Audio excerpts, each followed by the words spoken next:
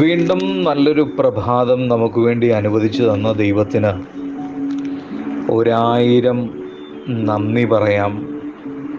ഒരായിരം എന്നൊക്കെ പറയുമ്പോൾ എത്ര സ്തുതിച്ചാലും മതി വരാത്ത ദൈവത്തിൻ്റെ വലിയ കൃപയും സാന്നിധ്യവും സ്നേഹവും അനുഭവിക്കുന്നത് കൊണ്ടാണ് ഞാൻ പറഞ്ഞത് ഒരായിരം നന്ദി പറയാം. ജീവിതത്തിൽ നമുക്കിഷ്ടമില്ലാത്ത രണ്ട് കാര്യങ്ങളാണ് ചപ്പും ചവറും.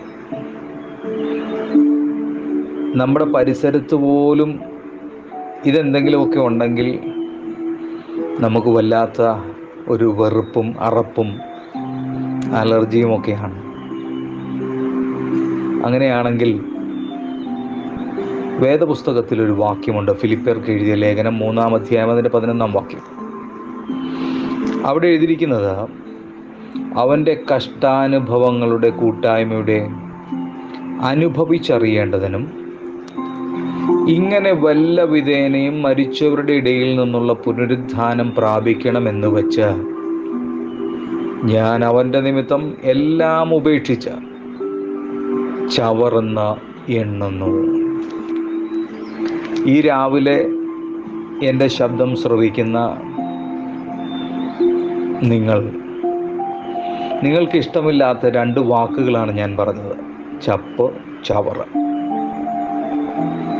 ഇനി ഇതെന്താണെന്ന് ചിന്തിച്ചാൽ ഉപയോഗശൂന്യവും അല്ലെങ്കിൽ നമ്മൾ നമ്മുടെ ജീവിതത്തിൽ നിന്ന് എടുത്തു കളഞ്ഞതും വേണ്ട എന്ന് പറഞ്ഞ് ഒഴിവാക്കിയതുമൊക്കെയാണ് ഈ ചപ്പായും ചവറായും ഒക്കെ മാറുന്നത്.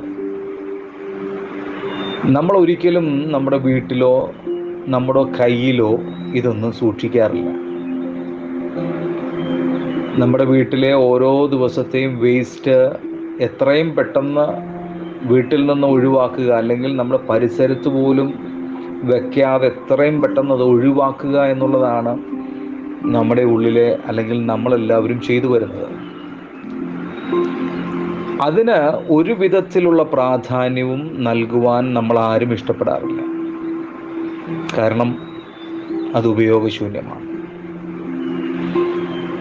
അതുകൊണ്ടാണ് അപ്പോസ്തലനായ പൗലോസ് ഫിലിപ്പിയിലെ സഭയിലെ വിശ്വാസ സമൂഹത്തോട് പറയുന്ന വാക്കുകൾ വളരെ പ്രസക്തമാണ്. തനിക്ക് ലാഭമായിരുന്നതൊക്കെയും ഛേദമെന്നെണ്ണി, പൗലോസിനെ സംബന്ധിച്ചിടത്തോളം തൻ്റെ പ്രതാപം, പ്രശസ്തി, അധികാരം, സമ്പത്ത്, വിദ്യാഭ്യാസം ചപ്പെന്നും ചവറെന്നും എണ്ണാൻ കാരണം ഇതിനേക്കാളെല്ലാം വിലയേറിയ ഒരു സമ്പത്ത് തനിക്ക് നേടുവാൻ, തിരിച്ചറിയുവാൻ, ഉൾക്കൊള്ളുവാൻ, ഏറ്റെടുക്കുവാൻ അഭിമാനമായി കരുതിക്കൊണ്ട് ക്രിസ്തുവിനെ ഇതിനേക്കാളെല്ലാം വിലയേറിയതായിട്ട് പൗലോസ് കണ്ടു. പ്രിയമുള്ളവരെ, നമ്മുടെയൊക്കെ ജീവിതമൊന്ന് ആത്മപരിശോധന നടത്തുമ്പോൾ ക്രിസ്തീയ വിശ്വാസിയാണെന്ന് പറഞ്ഞ് ക്രിസ്തുവിന് കൊടുക്കുന്ന പ്രാധാന്യം എന്താണെന്ന് ഇന്ന് പകലൊന്ന് തിരിച്ചറിയണം.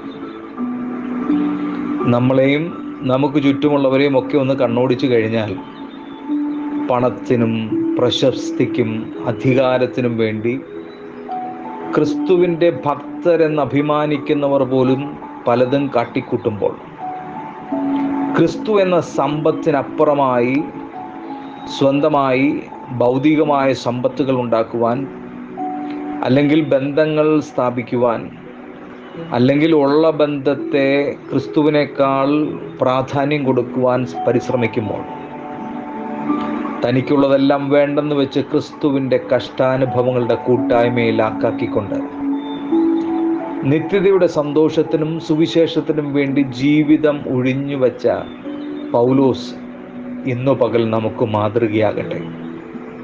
പ്രിയമുള്ളവരെ, ഈ ലോകത്തിൽ ഞാൻ ഈ പറഞ്ഞതൊന്നും വേണ്ടെന്നല്ല, ഇതെല്ലാം ആവശ്യമാണ്. പണം, പ്രശസ്തി, അധികാരം, ഇതെല്ലാം വേണം. പക്ഷെ ഇതിനേക്കാളെല്ലാം പ്രാധാന്യം കൊടുക്കേണ്ടത് നമ്മെ ഈ ഭൂമിയിൽ ജീവനോടെ ശേഷിപ്പിച്ച, നമുക്കിതെല്ലാം അനുഭവിക്കുവാൻ അവസരം തന്ന ക്രിസ്തുവിനെ നിങ്ങൾ മറന്ന് ജീവിക്കരുത്. ആ ക്രിസ്തുവിന് പ്രാധാന്യം കൊടുത്തുകൊണ്ട്, ആ ക്രിസ്തുവിന് പ്രാധാന്യം കൊടുക്കുമ്പോൾ ഈ കാണുന്ന സകലതും ചപ്പെന്നും ചവറെന്നും എണ്ണുവാൻ നിങ്ങൾക്ക് കഴിയും.